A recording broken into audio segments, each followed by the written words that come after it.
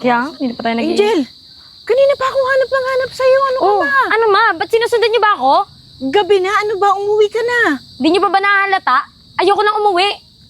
Ayoko na doon, ayoko na sa inyo. Ano ba sinasabi mo, bata ka? Halika na, umuwi na tayo. Bakit ba kasi pinanganak niyo ako mahirap?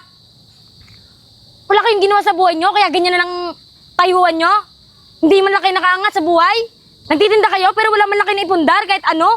Ano ba naman tong batang to? Ano ba sumasaksak dyan sa utak mo kung ano sinasabi mo? Angel, kahit ganito ang trabaho ko, nagtitinda lang ako ng binatog, wala akong sinasagasaan ang tao. Nagsusumikap ako para sa pag-aaral mo. Halika na, umuwi. Kaya nga, hanggang dito na lang tayo eh, kasi puro kayo ganyan. Puro ganon. Alam mo kasi, Nay, mga matatagal ng kasabihan yung pinagsasabi mo eh. Hindi ko pa ba naiintindihan? Ayaw niya sa mahirap, ayaw niya sa kahirapan. Hindi nasasama sa'yo yan.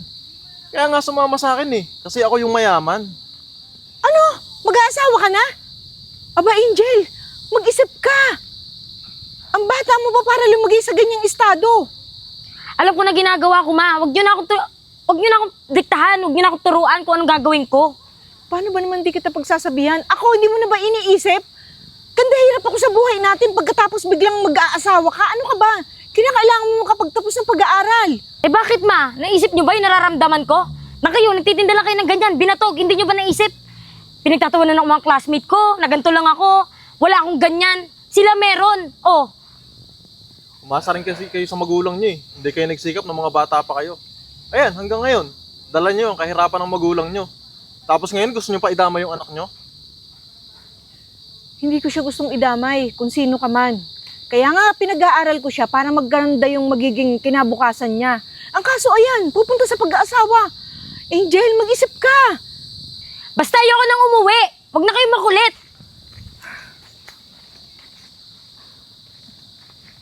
Babe, alam mo ba? Ang ganda-ganda ng bahay niyo. Hindi na ako nakapasok sa ganito kalaking bahay. Ganito kaganda. Ah, syempre naman, maganda to. Mayaman kami eh. Tsaka, alam mo ikaw, dapat dito ka na lang tumira.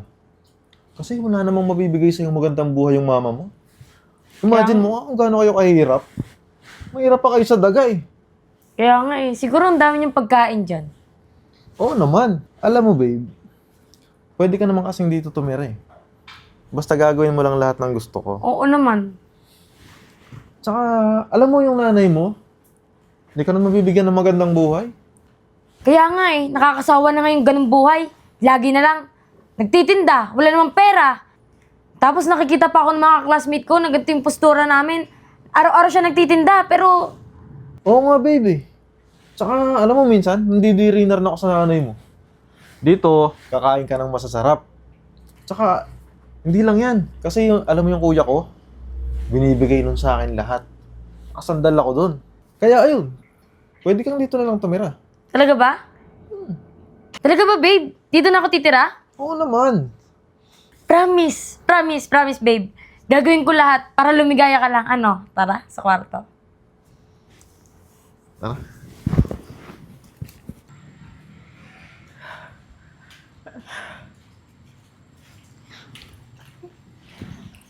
Ma'am Gina? Ma'am, Teka lang po, bakit po kayo umiiyak? nahanap ko ma'am yung anak ko eh. Si Angel po ba? Opo. Ma'am, pasensya na po ah. Kung may problema po kayo kay Angel, meron din po akong problema kay Angel. Ma'am, bakit po? Dahil po sa pinapakita niyang performance sa school, hindi na po siya pumapasok halos. Isa pa, lahat ng grades niya bagsak. Kaya nga po, nag-aalala ako para sa kanya. Ma'am, hindi ko na po rin alam gagawin ko eh. Gusto ko siyang makatapos pero yung usapan namin kanina, sumama siya kay Rendon. Si Rendon? Opo. Naku ma'am, yun po yung boyfriend niya. Opo nga, ma'am eh. Ma'am Gina, wag po kayong umiyak masyado, ha? Alam ko po, hindi madali para sa inyo bilang isang ina na makita pong ganun yung anak niyo. Kahit ako po na teacher niya, hindi ko po alam anong gagawin ko. Paano ko siya i-guide? Hindi ko naman, ma'am, alam gagawin ko. nagpapakasikap ako talaga para makatapos siya ng pag-aaral tapos bibirahan niya ng pag-aasawa. Hindi ko na alam gagawin ko, ma'am. Ma'am Gina, kumalma po kayo. Sisiguraduhin ko po magkakaroon ng solusyon tong problema na to. Tinawagan ko din po yung kuya ni Rendon. Pinapunta ko rin po dito para po magkausap po tayong tatlo. Ma'am Eden, Ayun na po siya. Sir, kayo po ba yung kapatid ni Rendon? ako nga po. Kasi po, sir, yung anak ko kasi sumama kay Rendon eh. Ano? Opo. Si Rendon yung kapatid ko po, mabait po yun, ma'am. Tsaka matalinong estudyante. Ma'am Eden, gusto ko lang po kasi linawin kung bakit sobrang importante tong tawag mo sa akin na kailangan natin mag-usap. Tapos, hindi ko po siya kilala. Sino po ba siya? Pasensya na po kayo, sir, kung napaka-informal ng pagpapapunta ko sa iyo dito. Siya po pala yung mama ni Angel.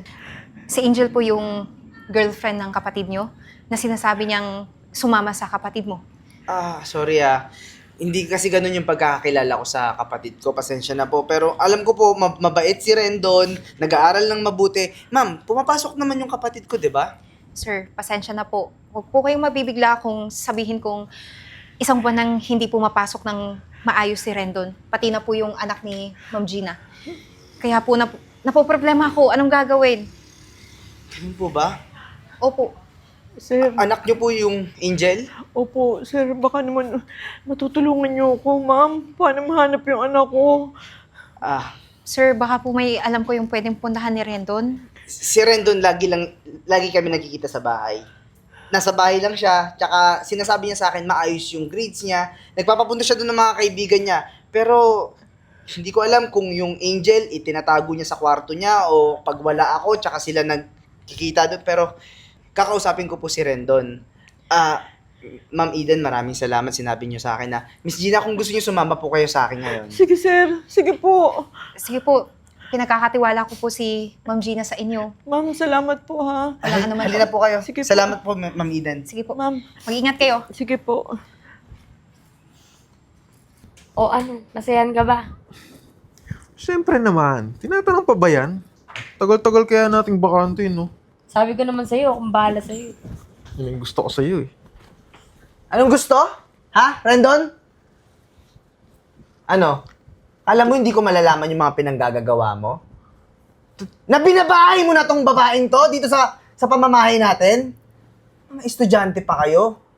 Tapos ikaw naman, di ka man lang mahiya sa nanay mo? Bakit ako mahiya sa kanya? Tsaka, ba't nandito ka? Nandito nga ako para pauwiin ka. Teka lang. Anong karapatan mong gawin yun? Eh, nandito na nga siya. Ako na nga nagsama sa kanya rito eh. Tsaka hindi na ako babalik doon. Sa magulong mundo. Tsaka alam mo yun, ma? Lagi na lang ako napapaya doon sa school dahil sa inyo. Nagtitinda ka nga, pero tingnan mo yung itsura natin, wala pa rin umaasenso sa buhay natin. Kaya ba tinatanong ng kinakasama mo kung anong karapatan ko? Angel, magulang mo pa rin ako. Kaya mahirap o anuman ang sitwasyon ng buhay natin, ako pa rin ang nanay mo. At ikaw naman, Rendon, kapal din naman ang mukha mo bilang kuya mo, ha? Na pinag-aaral ka, ginagamit mo lang yung yaman natin para pangyabang mo dun sa mga kaklase mo. Tapos, puro kabarkada, kinausap namin yung teacher nyo.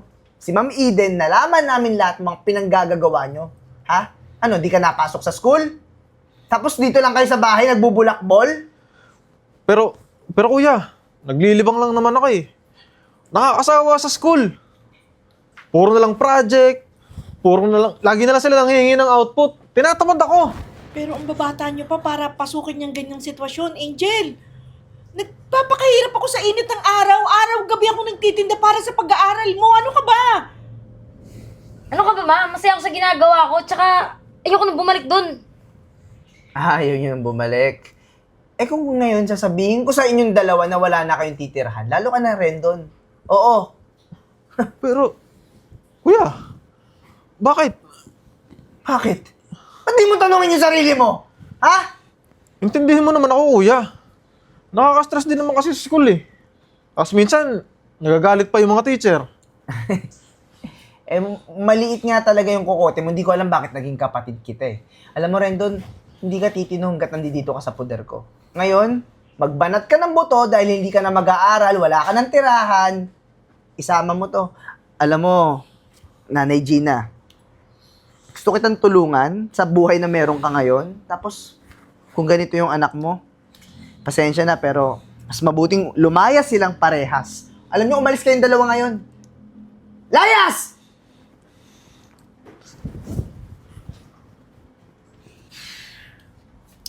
Nanay Gina, alam ko, masakit yung sitwasyon nyo ngayon. Kahit ako bilang kuya, malungkot ako na kailangan kong paalisin sa poder ko yung kapatid ko. Pero wala tayong magagawa kung ganon yung sitwasyon. Kailangan nilang matuto sa buhay. Pero hindi ko kayo pababayaan. Gusto nyo, tutulungan ko kayo, umangat. Alam nyo, sir, napakabata pa ng mga batang yun para pumasok sa ganun sitwasyon, lalo na yung anak ko. Pero parang tingin ko tama kayo eh. Tamang hayaan muna natin at mabigyan sila ng aral. Tama. So, ngayon, Ma'am Gina, hindi ko kayo pababayaan. Tutulungan ko kayo. Huwag kayong mag-alala. Bibigyan ko kayo ng extra income, extra trabaho para mas maging maayos yung buhay nyo. Sir, maraming salamat po. Halina po kayo. Congratulations po. Miss Gina, tingnan mo, 'di ba? Sabi ko sa'yo, wala sa edad ang pagtatrabaho ng maganda dito sa kumpanya ko. Tsaka tignan niyo, simula nung pinasok ko kayo, ang dami ng mga gagandang reports na nangyari. 'Di ba? Sobrang salamat sa Ren sa pagtitiwalang ibinigay mo sa akin. Dahil kung hindi ikaw, nagtitinda pa rin ako hanggang ngayon. Basta ang kinakasaya ko ngayon, tuloy-tuloy yung sales simula nung kinuha kita dito. Kain na po tayo, tara. Tara. Rendon. Angel, anong ginagawa niyo dito? Dito lang naman ako para mag-sorry kay mama. Anay mo yan. Gusto lang po namin humingi ng kapatawaran sa nagawa namin. Oh, tapos? Yun lang? Wala man lang kayong gustong sabihin? Ikaw, Angel, kung humingi ka ng sorry, parang ikaw pagalit Di ba ma, anak mo naman ako. Mapapatawad mo ako, di ba? Kasi di ba, mahal mo ako? Anak mo ako, di ba? Mapapatawad mo ako, syempre. Kasi mahal na mahal mo ako, di ba? Hindi ko alam ang mararamdaman ko nang makita kitang ganyan. Dahil ang alam ko, yung huling pag-uusap natin, isinisigaw mong anak ka ng mahirap. Ayaw mo sa akin dahil ayaw mo ng ina na mahirap. Bakit ganyan ngayon ang itsura nyo? Kaya nga po kami nandito kasi nga po nabalitaan ko na mapera na kayo. Di, syempre, tatanggapin mo na ako, di ba ma? Ayun. Kaya ka lang pala pumunta rito dahil alam mo nang may kaya na ako. May kakayanan na ako para intindihin ka. Alam mo, Rendon, sayang. Sayang yung mga binigay kong opportunity para sa'yo. Akala ko naman, aayusin mo yung pag-aaral. Pero tingnan mo yung nangyari sa'yo. Simula nung pinalayas kita, wala. 'Di ba? Ginusto mo yung ganyang buhay. Ano ngayon natutunan mo? Pinagsisisihan ko na lahat, kuya. Dapat hindi ko binaliwala yung suporta mo, yung mga binibigay mo. Hindi ako dapat naging mapagmataas. Tama naman. Pero siguro sa ngayon, wala kang puwang dito sa kumpanya ko. Tsaka yung girlfriend mo, siguro dapat turuan mo ng mabuting asal kasi kung sumagot sa nanay niya, parang napakabastos pa rin. Miss Gina? Alam mo, mabuti pa rin, palabasin mo na muna. Hindi ko gustong makaharap muna ang ganyang klaseng anak. Suwail sa ina, suwail sa magulang. Tama lang magtanda muna kayo. Iyang nararanasan nyo, magkaroon kayo ng aral. Ano pang inaantay nyo? Alis! Huwag mo na ako sinisisi.